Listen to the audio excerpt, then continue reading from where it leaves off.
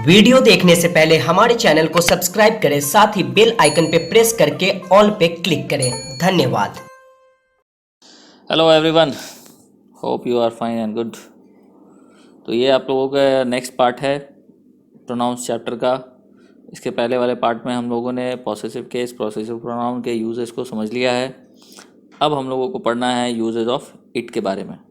बहुत इंपॉर्टेंट है और इसका यूज़ बहुत ज़्यादा होता है इंग्लिश में, आप जानते भी हैं। तो आइए समझते हैं इस चीज़ को। पहला प्रयोग इट का कहता है कि किसी निर्जीव पदार्थ, लाइफलेस थिंग तथा जानवर के लिए इसका प्रयोग होता है। जैसे I have bought a pen, it writes well. The horse is injured, it needs treatment. Where is a dog, it has bitten my son. ठीक है, तो ये सारे इट जो है प्रोनाउन के तौर पर यूज़ हो रहे हैं, और ये लाइफलेस थिंग के लिए और ये दोनों एनिमल्स के लिए प्रयोग हो रहे हैं।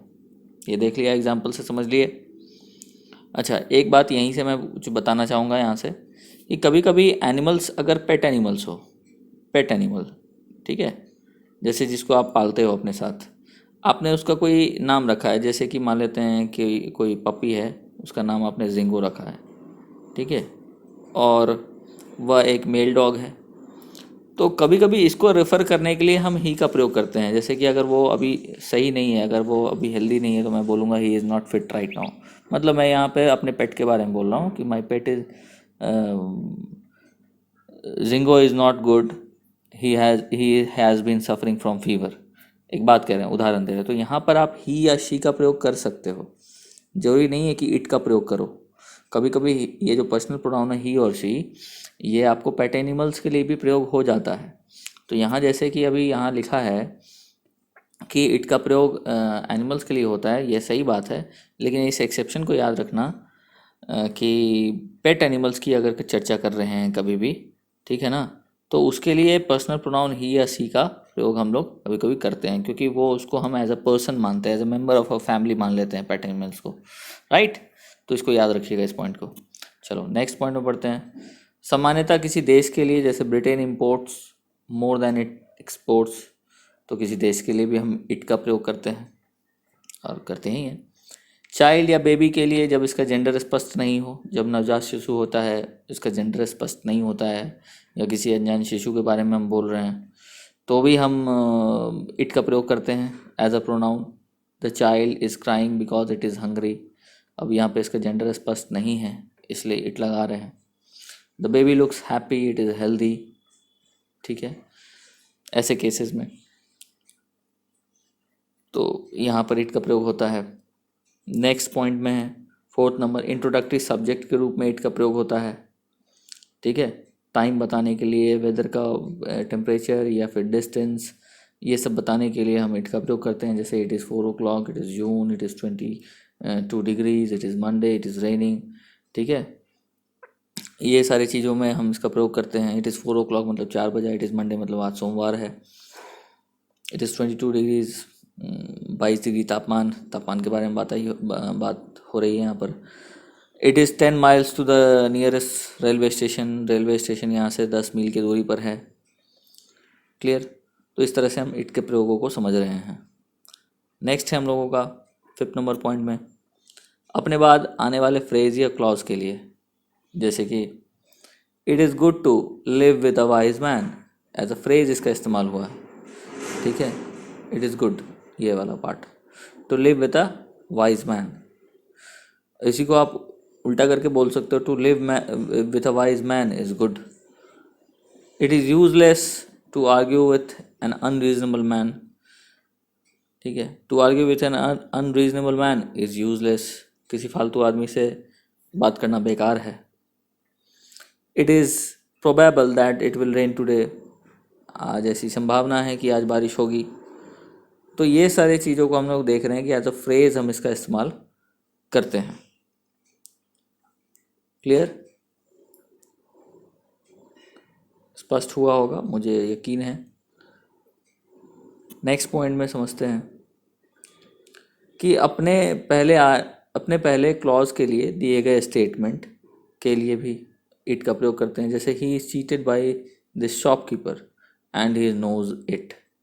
ठीक है, तो ये इट यहाँ पर किसको रेफर कर रहा है, इस पूरे क्लॉज को रेफर कर रहा है, that he is cheated by this shopkeeper, इस चीज़ को ये इट रिप्रेजेंट कर रहा है। यहाँ पर इस सेंटेंस में जो इट है किसको रिप्रेजेंट कर रहा था, I have made a mistake, और इस बात को मैं रियलाइज़ करता हूँ, इस चीज़ के लिए इट का प्रयोग किया जा रहा है। तो ये इट जो है पूरे के पूरे क्लॉज को रिप्रेजेंट कर रहा है यहाँ पर, तो ऐसा भी इट का प्रयोग होता है। तो ये पूरा डिटेल्ड यूज़ है इट का। उम्मीद कर रहे हैं कि आप लोगों को अब पूरी जानकारी मिल रही होगी। नेक्स्ट पॉइंट में है कि इट का प्रयोग किसी नाउन या प्रोनाउन पर जोर डालने के लिए किया जाता है। इस तरह का सेंटेंसेस ऑलरेडी हम लोग पढ़ चुके हैं ट्रांसलेशन में, कि it was I who help you study, मैं ही था जिसने कल तुम्हारी मदद की। एम्फेसिस कर रहे हैं, ही लगाते हैं जनरली एम्फेसिस करने के लिए, मैं ही, इट वाज ही, मैं ही। एम्फेसिस करने के लिए ही का प्रयोग करते हैं, पहले ही बता चुके हैं। It was John whom I loved much, John he था जिसे मैं बहुत प्यार करता था। क्लियर? तो यहाँ तक हमने इट का प्रयोग समझ रहे हैं ये पूरा। नेक्स्ट में है हम लोगों का कि यदि किसी क्लॉज में एक सब्जेक्ट हो तो इसके साथ इसके लिए दूसरा सब्जेक्ट के रूप में personal pronoun it, he, she आदि का प्रयोग नहीं किया जाना चाहिए। जैसे कि my watch it has been stolen, wrong sentence. The man he is dead, सारे रॉन्ग सेंटेंसेस है। तो इसको समझ लीजिए ना कि इस तरह के सेंटेंसेस नहीं लिखे जाते हैं।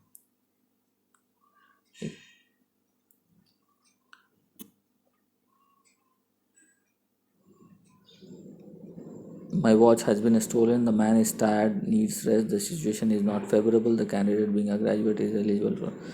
ये सारे सेंटेंसेस सही है, एक ही बार प्रयोग करना है, दोबारा रेफरेंस नहीं दिए हैं एक सेंटेंस में, इसलिए इट का या ही का या शी का प्रयोग करने की कोई आवश्यकता नहीं है। बस यही एक छोटा सा बात यहाँ समझाया गया है।